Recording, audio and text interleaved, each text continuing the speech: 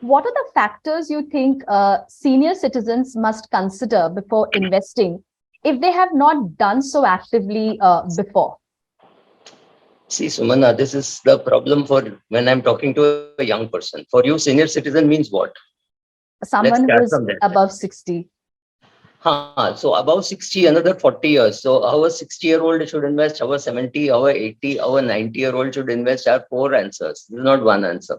It's like saying, how should a young person invest?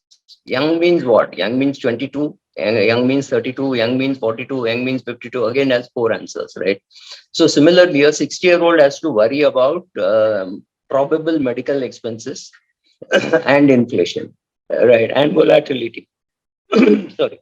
But a 90-year-old need not worry about any major medical expense, because after that he's not going to have a heart transplant or things like that. For him, he has to just worry about how much is going to be the nursing care and things like that. Again, at 90, one does not have to worry too much about your inflation, because you got about 5 years, 6 years to go. Of course, some people can live for another 10 years, but again, inflation is not so much of a worry. So, like, I keep saying 60 to 90 or 60 to death is like a T20 match. There's a different strategy for the first 6 overs, then there is a different strategy for the next 8 overs, and there's a different strategy for the last 6 overs. So first, say 60 to 70, a person will have a lot of expense. Like, he could be going around the country, around the world, depending on the budget. So yes, so estimating how much money he'll need is very difficult. So people may find it difficult to believe, but there are people whose household expenses are much less than their traveling expenses. So if your household expenses are say 10 lakhs a year and your traveling expenses are 20 lakhs, this is quite unheard of. People normally think, Array, travel can't be so much. But one foreign trip is 10 lakhs. So two foreign trips is 20 lakhs. So your ghar kharch may be 10, 15 lakhs. Again, your ghar kharch is a function of how many servants you have. So if you have a maid, you have a cook, you have a driver, and you have some general helper around the house, that means four people. That straight away takes your expense into the stratosphere. So you have to know for each person it could be very different. So there are some people who live without servants, and some people who live with one part-time servant, and there are some people who live with three or four full-time servants. So based on all that, you need to make your allocation. So I would split the money into three big buckets. One is your day-to-day expenses, which you need. One is a travel budget, which if you're a traveler, right? If you're anything else, then money for that. If you're a, if any of your hobbies, okay. So one hobby box and one medical, because medical you don't know from where it would hit, because there is some guy who's spending, let's say, 5 lakhs a year. Okay, so the full normal formula which people use is to say 30 times that, that is 1.5 crores is what he needs. But suppose out of that 1.5 crores, 40 lakhs is spent on COVID for himself or for his wife, then that 1.5 straight away becomes 110. That's just not going to be sufficient.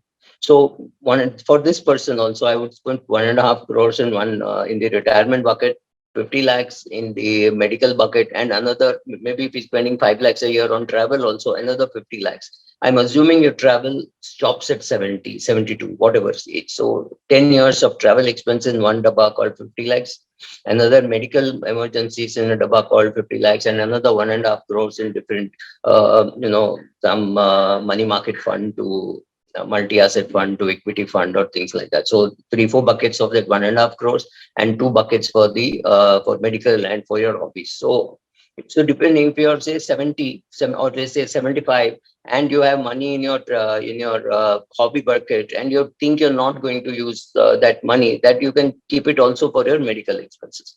So you keep two buckets now. So right, so that way one has to plan. So there is no one single answer.